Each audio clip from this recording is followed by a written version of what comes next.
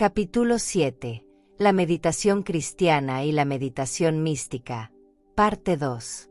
En el capítulo anterior, hemos visto que hay muchos cristianos que enseñan y practican técnicas místicas de meditación. Muchos no están enterados de los antecedentes de estas ideas, ni de sus implicancias. Necesitan que se les advierta de los peligros sutiles e inherentes de las técnicas de meditación que incorporan aspectos de la visualización. Necesitan ver a dónde llevan estas cosas. Es verdad que la meditación bíblica no ha sido siempre bien definida, y que hasta hace poco ni siquiera formaba parte de los temas tratados por los escritores cristianos. Como resultado, muchas personas bien intencionadas han experimentado con diferentes formas de la nueva era y la meditación oriental. Algunos incluso han tratado de bautizarla, llamándola meditación cristiana. El peligro es sutil, pero mortífero. La falsificación se parece mucho al original, pero es terreno prohibido y peligroso para los cristianos. Una de las prácticas más prevalecientes en la meditación de la nueva era es el uso de la imaginación dirigida y la subsiguiente visualización. En el método de imaginación dirigida, una persona guía verbalmente a otra en el uso de su imaginación para crear imágenes específicas. La visualización se basa en el concepto de que los pensamientos pueden crear una realidad. La entidad espiritual con que la mayoría de los cristianos tratan de comunicarse a través de la visualización es, por supuesto, Cristo. El autor y pastor cristiano C.S. Lovett, en su libro Longing, dice: encienda la pantalla de su imaginación. Vamos a hacer un ejercicio que puede ayudarlo a visualizar al Señor. Quiero asegurarme de que usted tiene un cuadro mental claro de Él. Con el fin de ayudarlo a visualizar a Cristo, estos maestros lo guían paso a paso mediante un proceso mental de visualización. Primero lo conducen a través de un ejercicio de relajamiento. Entonces se lo anima a visualizar o formar una imagen mental de algún lugar especial, que puede ser un jardín tranquilo, una playa arenosa o una oficina privada. Puede ser un lugar real o imaginario. Se le pide que cree su propio lugar especial, su tipo favorito de día, una situación tranquila y pacífica. Este es el lugar en su mente al que usted puede siempre recogerse cuando desee meditar, o quizás sencillamente para escapar de las presiones de la vida. Después que usted se haya situado cómodamente en su rincón de meditación, el maestro le dice que se imagine el rostro y la forma de Cristo. Entonces se le dirá que Él está por llegar para encontrarse con usted. Si usted está en su hogar, Él llama a la puerta. Usted la abre y ve a Cristo, esperando que lo invite a pasar. Por supuesto, usted lo hace y lo invita a sentarse en un lugar especial que ha creado en su mente, comenzando allí una conversación con Jesús. Le hace preguntas y escucha su voz cuando le contesta. Entonces Él le dice que debe irse, pero promete encontrarse con usted nuevamente cuando lo necesite. Esta práctica es insidiosamente peligrosa a causa de la atracción sutil que tiene para los cristianos. ¿Qué cristiano no quisiera tener una cita con Cristo para hacerle las preguntas difíciles y a veces sin respuesta de la vida? ¿Y qué manera hay más aceptable de acercarse a Él que mediante la meditación? Comentando sobre esta práctica, Dave Hunt y Tam Maon, en su libro The Seduction of Christianity, La seducción del cristianismo, nos advierten: crear una fantasía de Jesús en nuestras mentes e insistir en que este es el verdadero Jesús, y que hablando con esta creación de nuestra imaginación podemos obtener una experiencia espiritual genuina, es estar bien engañado. Con cualquiera de estas técnicas, existe la posibilidad definida de abrir la puerta al contacto demoníaco o de adquirir un guía espiritual que pensamos que es Jesús. Joanna Michaelsen, en su libro The Beautiful Side of Evil, El lado hermoso del mal, donde describe su participación en un seminario sobre el control de la mente en que su maestro usó este método de imaginación, un método orientado para enseñar cómo lograr un estado de conciencia alterado en el que ella podría encontrarse con su consejero espiritual. Primero se le instruyó que creara su propio laboratorio, el cual sería su asilo y refugio, un lugar para resolver sus problemas. Este laboratorio podría arreglarse de la manera que ella lo eligiera. Joana imaginó una cueva con paredes de amatista y cristales de esmeralda y una brillante luz áurea que relucía desde adentro. Se le dijo que amueblara su sala imaginaria con artículos, como archivos, para los problemas y una silla, que ella imaginó como un gran sillón de terciopelo azul, acomodado frente al fuego. Cuando se le pidió que eligiera sus consejeros, ella no tuvo dudas de a quién elegiría. Ella creía que no había una fuente más elevada de sabiduría que Jesús, y por eso lo eligió. Al principio creyó que tal vez era un pedido presuntuoso, pero entonces recordó sus palabras. He aquí, yo estoy a la puerta y llamo. Si alguno oye mi voz y abre la puerta, entraré a él, y cenaré con él, y él conmigo. Apocalipsis 3:20. La primera vez que Jesús se le apareció aparentemente, fue amable y gentil, rodeado de tina luz, brillante. Sin embargo, la segunda vez tenía una cara horrible, como de hombre lobo, con su pelambre manchada de sangre. En otras oportunidades, cambiaba de hombre lobo a Jesús, y nuevamente a hombre lobo. Esto le explicó que era para enseñarle a no tener miedo de nada feo. Debajo de lo feo, le dijo, hay siempre algo bueno y hermoso. Los cristianos deberían resistir a cualquiera que intente controlar sus pensamientos y los oriente en esta forma peligrosa de meditación. El rito de meditación en el jardín. Los defensores de la meditación de la nueva era han intentado disfrazar estas prácticas orientales, escondiéndolas bajo una terminología cristiana y usando a Cristo como guía espiritual, quien se reúne con los cristianos durante sus prácticas de meditación. Nótese cómo los elementos de la meditación oriental y los conceptos cristianos se incorporan en el siguiente rito de meditación de jardín, tal como lo enseña un centro cristiano de la nueva era, llamado The Lighted Way, el camino iluminado. Estas son las instrucciones que aparecen en una de las publicaciones de ese grupo. En primer lugar, ellos indican: vea su cuerpo, sus emociones y su mente llenos de la áurea luz de Cristo. Esto significa que estará sentado en un sol de oro. La luz de oro rodeará su forma física hasta una distancia de 1 metro. En segundo lugar, enseñan a pronunciar la siguiente afirmación: soy un hijo de Dios, y estoy volviendo al hogar, a la casa de mi Padre, sobre un camino de luz, que llamo el camino iluminado. En tercer lugar, describen lo siguiente: entre en su jardín, observe los árboles, las flores y el lago. Este es el espacio que Dios creó para usted. Disfrútelo. En cuarto lugar, se le pide a la persona que invite a Jesucristo a su jardín. Él lo protegerá de las entidades menores. En quinto lugar, señalan lo siguiente: siéntese debajo de su árbol de la vida eterna, luz e inmortalidad. Puede seleccionar una fruta del árbol para comer. En sexto lugar, indican que la persona a que hable con Jesús, cuéntele sus necesidades, pídale lo que desee. En séptimo lugar, invitan a permanecer, a que escuche a Jesús. Él hablará con usted. Este es el principio de una relación con Cristo, que lo llevará a la inmortalidad. En octavo lugar, enseñan a las personas que termine con una oración al Padre. Padre, soy tu Hijo. Mi nombre fue escrito en el libro de la vida, antes de la fundación del mundo. Cuéntele al Padre sus necesidades. Dios cumple todas sus promesas. Gracias, Padre, en el nombre de Jesús. Por último, en el noveno comparten lo siguiente: esparza la luz, desde su jardín a su hogar, a su trabajo, al camino iluminado, a cualquier lugar o persona, a quien usted escoja para recibir la luz de Cristo.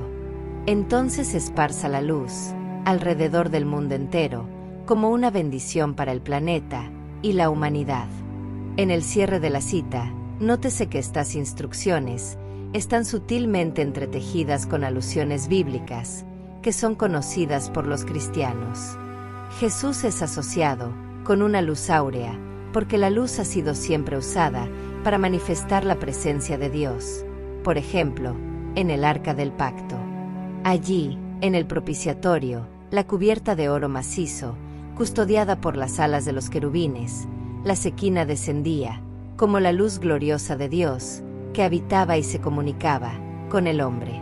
La columna de fuego, y la luz que apareció a Saulo, en camino a Damasco. Pero también, hay algunos asuntos importantes, que están en desacuerdo con la Biblia. Las instrucciones parecen indicar que los cristianos pueden crear un árbol de la vida en la mente y que es permisible comer de su fruto. Tenga en cuenta también que una cosa es imaginar que usted ve a Jesús, y algo totalmente distinto es participar en una conversación con Él, mediante su imaginación. Sin embargo, en el estado alterado de conciencia, al que este ejercicio lleva a una persona, él o ella ya no tiene control sobre su mente. Cualquier espíritu puede tener acceso a la mente, que se ha abierto, incluso el mismo Satanás. Si por casualidad, usted practica técnicas de meditación que sostienen cualquier similitud con la meditación de la nueva era, descrita aquí, está en terreno peligroso. Los peligros de la visualización y de la imaginación dirigida. Veamos algunos de los peligros inherentes a estos tipos de meditación, los que involucran un estado de trance, impuesto por sí mismo, visualización o imaginación orientada. Una meditación tal puede abrir la puerta de la mente a la influencia demoníaca y la subsiguiente comunicación con los ángeles de Satanás. Algunos líderes cristianos que enseñan la meditación mística piden a sus estudiantes que imaginen a una persona que se parezca a Cristo, alguien que ha tenido parte en su crecimiento espiritual, incluyendo a personas que ya no viven. Se le pide al estudiante que cree la imagen de esa persona en su mente. Si resulta que ese alguien es su madre difunta, y ella comienza a hablar con usted, ¿lo aceptaría como realidad? En base a que la Biblia nos dice que los muertos nada saben. Eclesiastés 9, versos 5 y 6.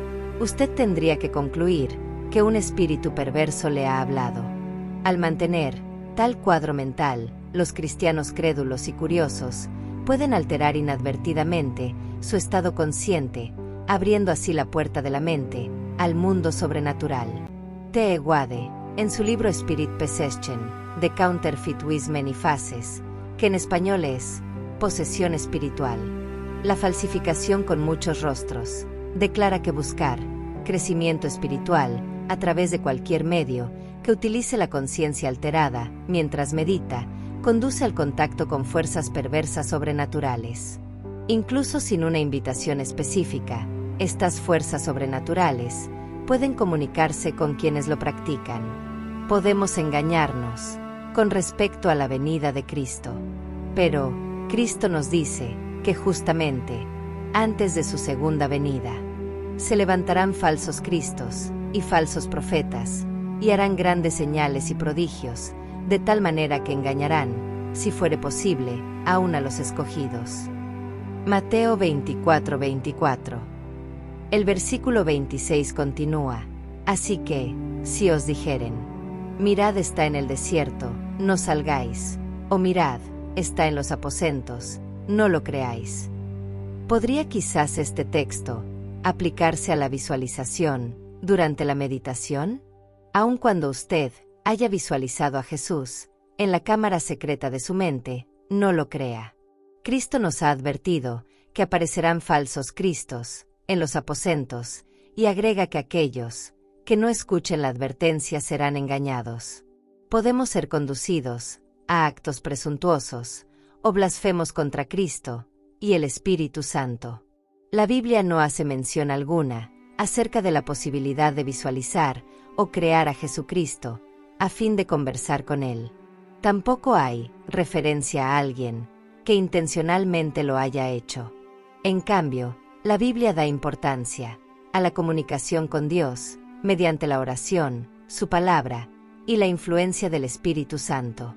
Los personajes bíblicos que vieron a Cristo, a excepción de aquellos que fueron sus contemporáneos, lo hicieron como resultado de una visión iniciada por el cielo y no por ellos. Si visualizamos a Cristo, muy bien, puede tratarse de un espíritu demoníaco. Las Escrituras demuestran que Dios siempre ha tomado la iniciativa cuando la comunicación sobrenatural con el hombre fue necesaria.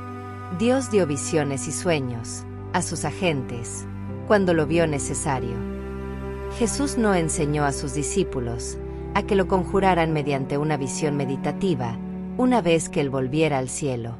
Sus palabras de consuelo fueron: Yo rogaré al Padre, y os dará otro Consolador, el Espíritu Santo, para que esté con vosotros para siempre, el Espíritu de verdad, al cual el mundo no puede recibir, porque no le ve ni le conoce, pero vosotros le conocéis, porque mora con vosotros, y estará en vosotros. Juan 14, verso 16 y 17. El trabajo del Espíritu Santo es el de enseñarnos todas las cosas y recordarnos todas las instrucciones de Cristo. Vea el versículo 26. Es la responsabilidad del Espíritu Santo guiarnos a toda verdad. Vea Juan 16:13. Cristo no dijo: visualícenme, y yo vendré y os enseñaré todas las cosas. Sin embargo, prometió estar con nosotros, mediante su representante, el Espíritu Santo. Cuando Jesús apareció a sus discípulos en el aposento alto, después de su resurrección, Tomás no estaba presente, y por lo tanto no lo vio por una semana más. Sin embargo, Tomás no trató de visualizar a Jesús en su mente, a fin de conversar con él y ver la evidencia que los otros habían visto. En cambio, cuando Jesús vio a Tomás, dijo: Bienaventurados los que no vieron y creyeron. Juan 20:29. No se nos ha dicho que busquemos lo que se ve, sino que tengamos fe en lo que no se ve. Dios siempre está disponible, mediante la oración, pero ¿acaso tenemos derecho a conjurarlo cada vez que lo deseemos? ¿Podemos hacerlo aparecer, en esencia, crearlo en la mente, a nuestro Creador cada vez que así lo queramos? Esto no es bíblico. Es blasfemo. Al emplear este método, tratamos de encasillar a Cristo dentro del molde de un espíritu cósmico o de un espíritu en una bola de cristal que solo espera nuestras órdenes. Esto resulta presuntuoso de nuestra parte y rebaja a Cristo. En quienes enseñan la meditación mística cristiana, hay una tendencia a comparar el consejo que reciben de parte de sus imágenes visualizadas con la verdad bíblica. Esta es una aplicación muy peligrosa. Supongamos, por ejemplo, que el Cristo que usted ve en su meditación le instruye a hacer algo diferente u opuesto a las instrucciones de la Biblia. ¿A quién seguiría? ¿Qué pasaría si le dijera que por la situación especial que usted está viviendo, usted está exento de guardar uno de los mandamientos, y que en su caso, un romance fuera del matrimonio no sería considerado adulterio? ¿Se sentiría justificado de actuar en contradicción con la palabra de Dios?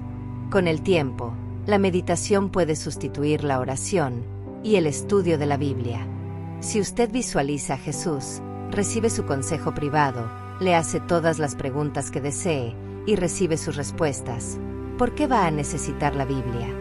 Jesús podría contestar audiblemente cualquier pregunta que usted tenga. Con el tiempo, este tipo de mística meditación imaginaria podría llegar a ser más significativa que cualquier otro aspecto de su vida devocional. Podría suplantar el estudio personal de la Biblia y la oración. ¿Para qué estudiar y pensar en un pasaje difícil de la Escritura si puede pedir que Cristo se lo explique directamente? ¿O por qué querría orar cada día acerca de una situación seria, esperando su respuesta? De acuerdo a la providencia de Dios, si usted podría dejar todo esto de lado y recibir una respuesta concisa durante su meditación? Eventualmente, ante el enfoque de su vida, puede tornarse egocéntrico. Si todos los problemas de la vida pueden ser solucionados por Cristo, mediante la meditación interna, la tendencia lógica será la de concentrarnos en nosotros mismos.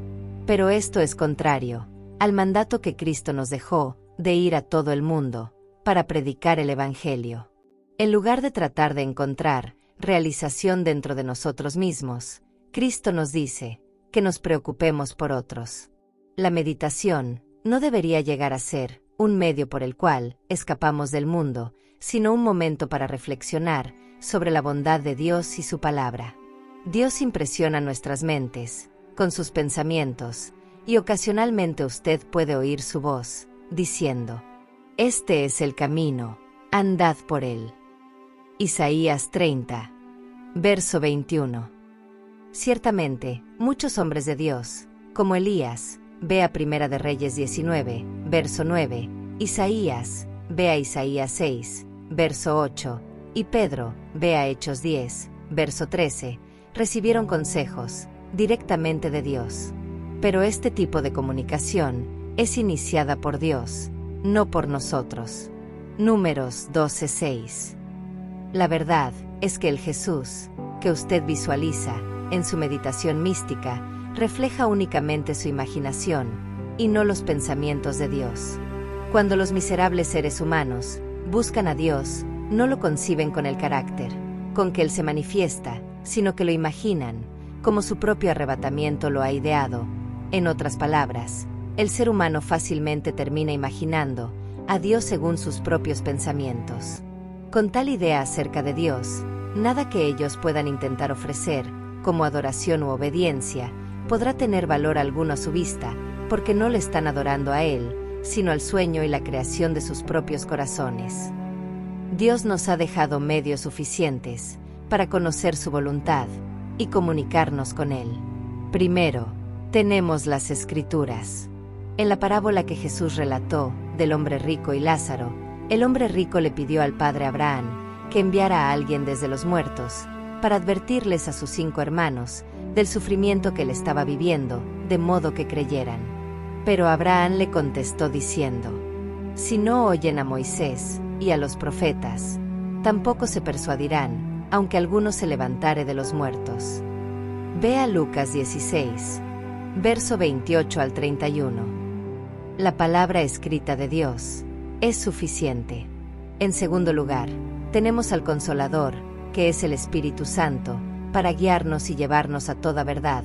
Jesús no nos aconseja que oremos por Él, sino por el Espíritu Santo, para que venga a nosotros. En tercer lugar, tenemos la oración y la meditación bíblica, para concentrar nuestras mentes en su palabra y elevar nuestros pensamientos al cielo. En cuarto lugar, tenemos la fe, sin la cual es imposible agradar a Dios. Vea Hebreos 11:6, la cual nos permite aceptar las cosas que no podemos comprender totalmente. Parte del proceso de santificación es el desarrollo de una plena confianza en que Dios guía nuestras vidas. Conjurar a un Cristo y confiar implícitamente en su consejo puede producir un cortocircuito en todas estas avenidas que Dios nos ha dado para comprender su voluntad. La meditación trascendental. Esta forma popular de meditación se practica en 2 niveles, como una técnica de relajamiento y para contribuir con soluciones para todas las áreas básicas de los problemas humanos. En esta clase de meditación, la palabra trascendental significa trascender o ir más allá de los límites usuales del conocimiento, ir más allá de lo natural a lo sobrenatural. En la meditación trascendental, la persona trata de pasar por encima de las distracciones y pone su mente en blanco, a fin de aclararla de esta manera. Intenta lograr una buena conciencia divina. Conviene examinar los orígenes de esta forma espuria de meditación, que está llegando a ser tan frecuente en las iglesias cristianas de nuestros días. El conocer sus orígenes nos ayudará a discernir sus prácticas engañosas. La meditación trascendental, MT, es una forma moderna de meditación pagana u oriental introducida en Occidente por Maharishi Mahesh Yogi en el año 1959. El Maluirisvi, o Gran Vidente, afirma que la meditación trascendental MT tiene raíces que se originan miles de años atrás y llegan hasta Krishna, el legendario fundador del hinduismo. Las universidades de Estados Unidos fueron las primeras en abrir sus puertas al Maharishi. Él los instruyó y fundó una organización de estudiantes de MT que llamó Students International Meditation Society, SIMS. El interés entre los estudiantes fue fenomenal. En 6 años SIMS afirmaba tener más de 10,000 miembros en Estados Unidos. Antes de mucho, tanto las escuelas secundarias, públicas como las privadas, comenzaron a ofrecer clases para adultos sobre meditación trascendental. IMCA, Asociación Cristiana de Jóvenes, hizo lo mismo. En sus conferencias, Maharishi Yogi afirmaba que la MT era solo una técnica científica que podía aliviar la tensión nerviosa y rebajar la presión sanguínea, además de proveer otros beneficios, tales como un incremento de la capacidad sexual. Sin embargo, si bien él fue enfático en el hecho de que la MT no era una religión o una técnica religiosa, la práctica demostró lo contrario. Quien estuviese interesado en esta meditación debía participar en una ceremonia de iniciación, para la cual debía quitarse los zapatos antes de entrar a un cuarto, iluminado con velas e inundado de incienso. Allí debía depositar una ofrenda floral sobre un pañuelo nuevo de color blanco, frente al cuadro del Gurú Dev. Mientras tanto, un iniciador cantaba un himno, puja, y se inclinaba y arrodillaba ante el cuadro de Dev, instruyendo al que se iniciaba a hacer lo mismo. Esta iniciación tenía el propósito de dar al nuevo meditador su mantra o palabra secreta esencial para practicar la MT. Un cristiano tendría serios escrúpulos en cumplir con tales requerimientos de iniciación, porque exigen quebrantar los primeros 2 mandamientos de la ley de Dios. Saikaleji Today describe la meditación trascendental como un claro renacimiento del antiguo brahmanismo de la India y del hinduismo, los que se originan en antiguos textos. Vedas, Upanishads y Bhagavad Gita. Las enseñanzas. El yoga. Al yoga no se lo entiende totalmente en Occidente. Para la mayoría de las mentes occidentales, el yoga es un medio para obtener aptitud física. Muchos no pueden entender que los yogas son disciplinas espirituales en la vida religiosa de los hindúes. Usando terminología cristiana, podríamos decir que son maneras en las que los hindúes se santifican. Los orígenes del yoga datan de hace miles de años y son más bien oscuros. Justin O'Brien, en su libro Christianity and Yoga, A Meeting of Mystic Paths, en español es Cristianismo Yoga, un encuentro de caminos místicos, declara que el yoga es una ciencia sistemática, un conjunto de técnicas, y mientras en sí mismo no es una religión, sus enseñanzas prácticas son parte integral de las grandes religiones del mundo. Su enseñanza central es que la naturaleza esencial del hombre es divina, perfecta e infinita. Mediante sus métodos meditativos, uno puede disipar la oscuridad de la ignorancia y llegar a ser consciente de su naturaleza esencial, que es libre de toda imperfección. La palabra yoga en hindú significa unión, y los yogas en la India la practican buscando una unión con sus dioses.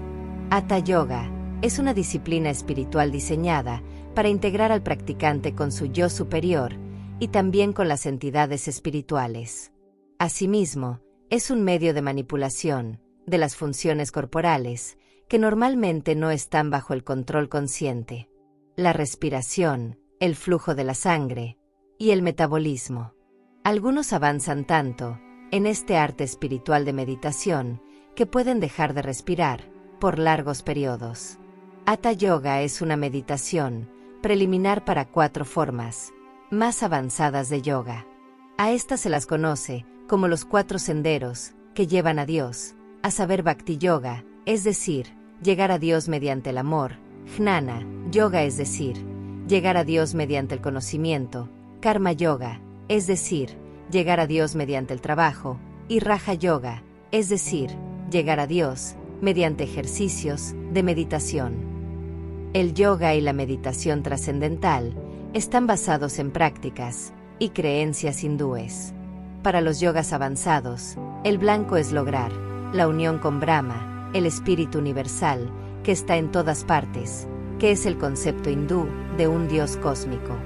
Los hindúes devotos se empeñan en eliminar toda actividad, tanto física como mental, sometiéndose al espíritu universal, Brahma, a fin de integrarse a sí mismos con la mente del Dios cósmico.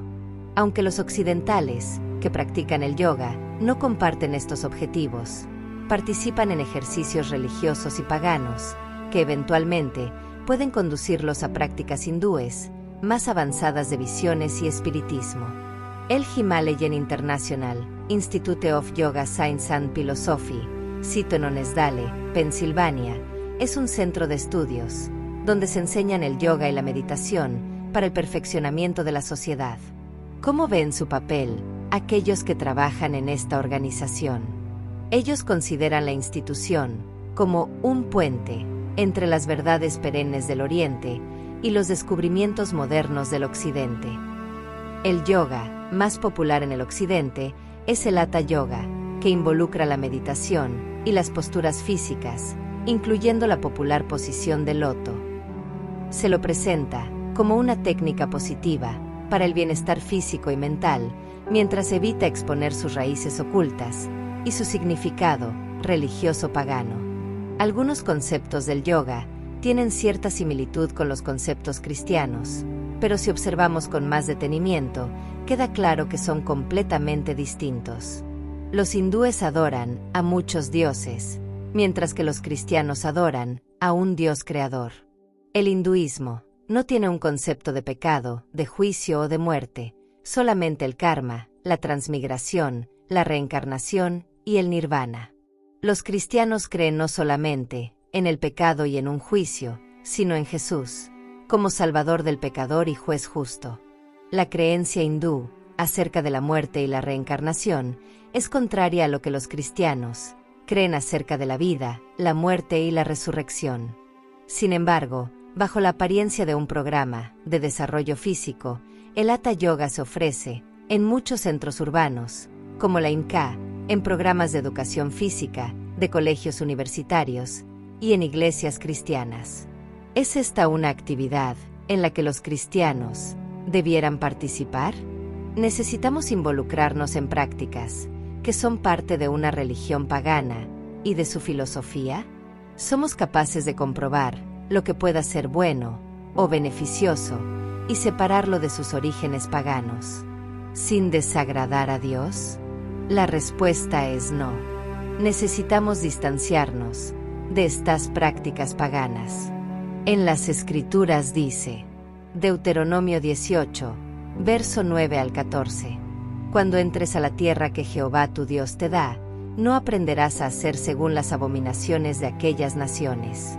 No se ha hallado en ti quien haga pasar a su hijo o a su hija por el fuego, ni quien practique adivinación, ni agorero, ni sortílego, ni hechicero, ni encantador, ni adivino, ni mago, ni quien consulte a los muertos. Porque es abominación para con Jehová cualquiera que hace estas cosas, y por estas abominaciones Jehová tu Dios echa estas naciones de delante de ti. Perfecto serás delante de Jehová tu Dios. Porque estas naciones que vas a heredar, a agoreros y a adivinos oyen, mas a ti no te ha permitido esto Jehová tu Dios. Y en el Nuevo Testamento, 2 de Corintios 6, verso 14 al 18. No os unáis en yugo desigual con los incrédulos, porque qué compañerismo tiene la justicia con la injusticia, y qué comunión la luz con las tinieblas, y qué concordia Cristo con Belial, o qué parte el creyente con el incrédulo, y qué acuerdo hay entre el templo de Dios y los ídolos.